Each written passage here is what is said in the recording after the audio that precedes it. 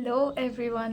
তো আমরা অ্যাকচুয়ালি আরেকবার এসেছি একটা ট্রাইভেল ব্লগ নিয়ে, ঠিক আছে? তো কি হয়েছিল কি আমাদের অল অফ সাডেন একটা প্ল্যান হয়েছিল যাওয়ার, ঠিক আছে না? All of sudden at the last moment একদম যে প্ল্যানটা হয়। তো ওই কারণে আমরা বাস ভালো পাইনি অ্যান্ড ঠিক আছে, বাট আমাদের না যাওয়া ঠিক হয়ে গেছে। তো এখন বাজছে হচ্ছে 5 PM guess, I don't know. এখন 5টা বাজবে বা 5টার অ্যারাউন্ড। তো আমাদের এখন বাস আসবে আর আমরা যেই জায়গাতে যাব সেটা আপনাদের জন্য একটা সারপ্রাইজ। তো আবার আমরা চলে এসেছি আরেকটা ডায়েরি নিয়ে, গ্যাংটক ডায়েরির মতো দিবে। এটা হচ্ছে আমার ওটিডি। এটা পরেই আমি এখন যাবো, কারণ আই জাস্ট ওয়ান্ট টু চিল যেখানেই যাই।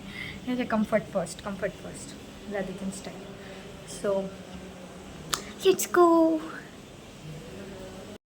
তো আমরা যাচ্ছি টোটো করে এখানে বাস ধরতে, অ্যান্ড আমরা সবাই খুব হ্যাপি ছিলাম, লাইক আফটার ইয়ার আমরা আরেকবার যাচ্ছি পাহাড়ে ঘুরতে। So yes, that's like a very special to us. এখানে আমরা দাঁড়িয়েছিলাম বাসের জন্য, অ্যান্ড আমি আমার চুল সেট করছিলাম। এখানে বাবা, আমি আর মা, উই ওয়্যার ওভারজয়েড ভেরি মাচ। আমাদের খুব আনন্দ হচ্ছিল। ভেবেছিলাম যে বাসে চেপে যদি গরম লাগে অ্যান্ড লাইক একটু যদি গরম গরম হয়, তারপর দেখলাম যে বৃষ্টি পড়ে গেল আর পুরো অ্যাটমসফিয়ারটা একদম ঠান্ডা হয়ে গেল, একদম চিল্ড। এই আমরা শিলিগুড়িতে পৌঁছে আমরা এই গাড়ি করলাম শেয়ার ট্যাক্সি। আর যেহেতু আমরা 3জনা ছিলাম, তো আমাদের 150 ইচ লেগেছিলো। আর গাড়ির জন্য প্রচণ্ড ঘুরতে হয়েছিল, কারণ বিকজ এটা একটু অফবিট এরিয়াতে চলে যাচ্ছে। আর এই চা বাগানের সাথে চলে এসছে পাহাড়। এইবারে আমরা না যাচ্ছি দার্জিলিং, না যাচ্ছি গ্যাংটক, আমরা যাচ্ছি হচ্ছে কার্সিয়ং। জানি একটু অফবিট জায়গা, কিন্তু সব জায়গায় আমাদের ঘোরা দরকার, সে অফবিটই হোক বা যাই হোক, কারণ অফবিট জায়গায় পাওয়া যায় শান্তি। এই তাড়াহুড়োর লাইফ ছেড়ে এবার যাচ্ছি আমরা শান্তি খুঁজতে। তো এত সুন্দর ভিউ, মানে পাহাড়ের view in one word, mesmerising.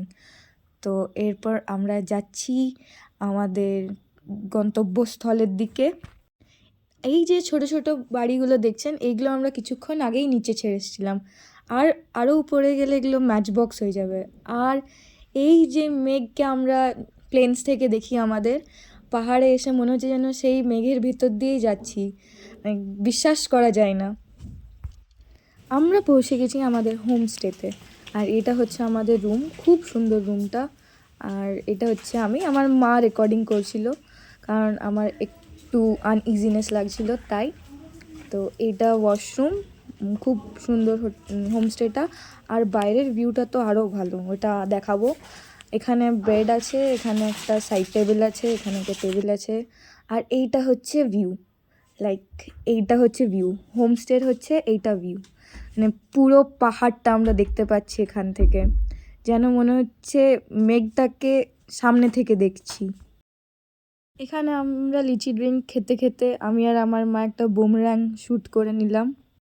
তো এই রাস্তাটাতে আমি দৌড়ানো শুরু করে দিয়েছিলাম, কারণ আমার এখানে দৌড়াতে খুব ভালো লাগছিলো, কারণ রাস্তাটা একটু লাইক স্লোপ ছিল যেহেতু রাস্তাটাতে। এখানে